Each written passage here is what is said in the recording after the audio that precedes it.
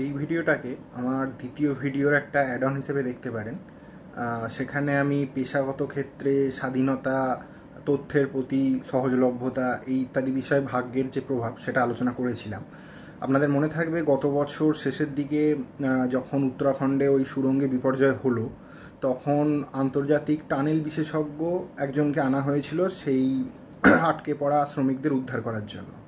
তো এই ধরনের যে সব পেশা আছে যেগুলো সারা বিশ্বে সমাদৃত হয়, এবং ধরুন আর্গোনমিক এক্সপার্টস হোক, occupational health and safety expert হোক, এই ধরনের সমস্ত অজস্র বিষয় যেগুলো এই বিশ্বে খুবই সমাদৃত হয়, সেই বিষয়গুলো পড়াশোনার ক্ষেত্রে কতটা নিরাপত্তা এবং স্বাধীনতা ভোগ করে বলে আপনার মনে হয় আমাদের দেশের মানুষজন? আর শুধু দেশ ভেদে এই হতভাগ্য ব্যাপারটা থাকে না, এটা অনেকাংশে আমাদের এখানেও দেশের মধ্যেও স্থান ভেদে কীরকমভাবে থাকে বুঝতে পারবেন। ধরুন আজকে আপনি যদি বড় শহরগুলো থেকে অনেক ভেতর দিকে প্রত্যন্ত অঞ্চলে যান, সেখানের মানুষজন কিন্তু এখনও এই 21 শতাব্দীর যুগে দাঁড়িয়েও এত হাজার হাইলি পেড প্রফেশন বা পেশা থাকার পরেও তাদের কাছে সেই 100 বছর আগেকার মতোই এখনও পড়াশোনায় ভালো ছেলেদের জন্য পেশা বলতে মূলত শিক্ষকতা আর ডাক্তারি, এই দুটোই তারা দেখতে পায়। যেগুলো চোখের সামনে দেখতে পায় সেগুলোই তারা জানে।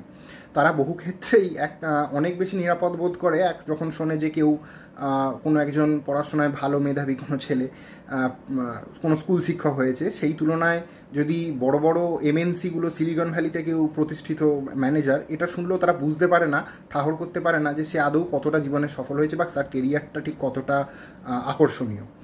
এবং ভেবে দেখুন, ছোটোবেলায় প্রাইমারি স্কুলে পড়বার সময় বহু লোকই বলে, বহু ছেলেমেয়েরাই বলে যে তারা বড় হয়ে পাইলট হতে চায় বা বিমান সেবিকা হতে চায়, এরকম অনেক ক্ষেত্রে অনেকে কথা বলে।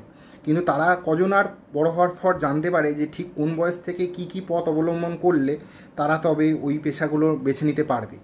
বা এর বাইরেও আপনি ভেবে দেখুন, এই যে এত সেলিব্রিটি শেফ, সবার তো অ্যাকাডেমিক্সে বিরাট গিফটেড হওয়া সম্ভব নয়, কিন্তু পেশার বৈচিত্র্য যদি না থাকে, এই যে এত সেলিব্রিটি শেফরাও কত, বা ফ্যাশন ডিজাইনার, এরকম ধরনের পেশাতেও অনেক ক্রিয়েটিভ লোকজন কত টাকা ছাপতে পারছে এবং কত তারা নাম এবং খ্যাতি যশ সারা বিশ্বে ভারতের নাম উজ্জ্বল বা নিজের এলাকার নাম উজ্জ্বল তারা করে ফেলতে পারছে।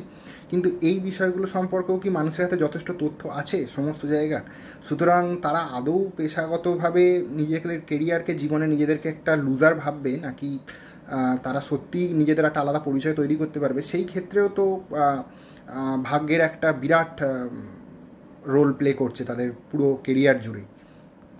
আপনারা নিজেরাও, আমরা সবাই নিজেদের অজান্তেই হয়তো কখনো ভেবে দেখি না এই ভাগ্যের এই গুরুত্বটাকে আদি অনন্তকাল থেকেই স্বীকার করে আসি, যখন হয়তো ভাগ্যের নির্ভরতা এখনকার তুলনায় অনেক কম ছিল। তাই আমরা সাধারণ কথাবার্তায় সেই কথাগুলোই বেশি করে বলি। আমরা বলি best of luck, good luck, বা ঈশ্বর তোমার মঙ্গল করুন, এই ধরনের কথাবার্তা।